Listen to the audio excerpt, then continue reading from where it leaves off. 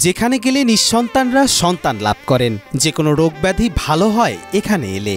এছাড়া মনের যে কোনো বাসনা পূরণ হয় এই মন্দিরে গেলেই, এমনটাই বিশ্বাস ভক্তদের।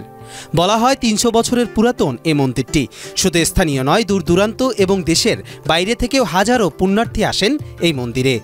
কেউ সন্তান লাভের আশায়, কেউ রোগব্যাধি থেকে মুক্তির জন্য, আবার কেউ পারিবারিক শান্তি কিংবা ব্যবসায় উন্নতির জন্য হাজির হন জাগ্রত কাষ্টকালীর দরবারে। বাচ্চা অসুস্থ কারণে আর নিজেরও সমস্যার জন্য যে মানত করছি সে মানত আমার মা আমার জন্য পূর্ণ করছে, এই জন্য আসছি। একনল হ্যান্ড ওয়াশ 100% প্যারাবেন ফ্রি, তাই নিরাপদ হাতের জন্য আস্থা রাখুন একনলে। আমার এখানে বাচ্চার মানত ছিল, সেজন্য আসছি। গাইবান্ধা জেলা শহর থেকে 21 কিলোমিটার দূরে সাঘাটা উপজেলার ভরতখালী হাট সংলগ্ন কালী মন্দিরটির অবস্থান। মন্দির ঘিরে বসে মাসব্যাপী বৈশাখী মেলা। এখানে বড় উৎসবটা হলো বৈশাখ মেলা। বছরে 1 মাস মেলা হয়, শনি মঙ্গল হাজার হাজার ভক্তবৃন্দের সমাগম হয়। ধূপ, মোমবাতি, আগরবাতি জ্বালিয়ে তেল ঢেলে আরও নানা মানত পূরণ করে ভক্তরা মা কালীর সামনে প্রার্থনা করেন। প্রতি বছর মেলায় ৩০০-র বেশি পাঠা বলিদান ও কয়েক হাজার কবুতর উৎসর্গ করা হয়। কেউ কেউ মন্দির চত্বরের বিশাল বটগাছের গায়ে লাল সুতো বেঁধেও বাসনা করেন।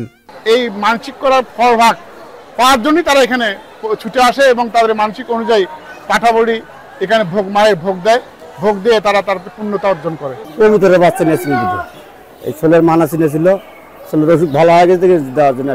যে নারীদের সন্তান হয় না, তারা এই মন্দিরের জবা ফুল খেলে পেটে সন্তান আসে, এমন দাবি ভক্তদের। মায়ের ঘরে ফুল টুল জল নেয়, জবা ফুল খালি বাচ্চা এসে যায়, এটা আমরা দেখছি, প্রমাণ আছে, তারা ভোগও দেয় এখানে আসে। লোকমুখে শোনা যায় প্রায় ৩০০ বছর আগে এক গভীর রাতে স্বপ্ন দেখেছিলেন তৎকালীন জমিদার রমণীকান্ত রায়। স্বপ্নে এক দেবী মূর্তি তার সামনে এসে বলেন, আমি তো ঘাটে চলে এসেছি, এবার তুই আমাকে পূজা দে। স্বপ্ন এতটাই জীবন্ত ছিল যে ঘুম ভাঙতেই তিনি ছুটে যান নদীর ঘাটে। সেখানে সত্যি খুঁজে পান এক পোড়া কাঠের টুকরো, যেন অদ্ভুত এক শক্তি তার ভেতরে। জমিদার সেই খণ্ডটিকে আনেন বাড়িতে এবং একটি ছোট ঘরে রেখে শুরু করেন পূজা। ধীরে ধীরে সেই পোড়া কাঠ যেন প্রাণ ফিরে পায়, বিশ্বাস জন্ম নেয় মানুষের মনে।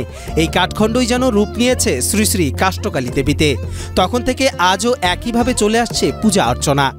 যমুনার শাখা ঘাঘট নদী দিয়ে মায়ের মূর্তি ভেসে আসে এবং জমিদারকে স্বপ্ন দেখায়, পরে স্বপ্নে পাওয়ার পরে জমিদার নিয়ে এসে এখানে প্রতিষ্ঠা। প্রজন্ম থেকে প্রজন্মে বয়ে চলেছে এই বিশ্বাস, এই আস্থা আর সেই পুরনো স্বপ্নের গল্প। কবির চৌধুরী, জয়, মাই টিভি।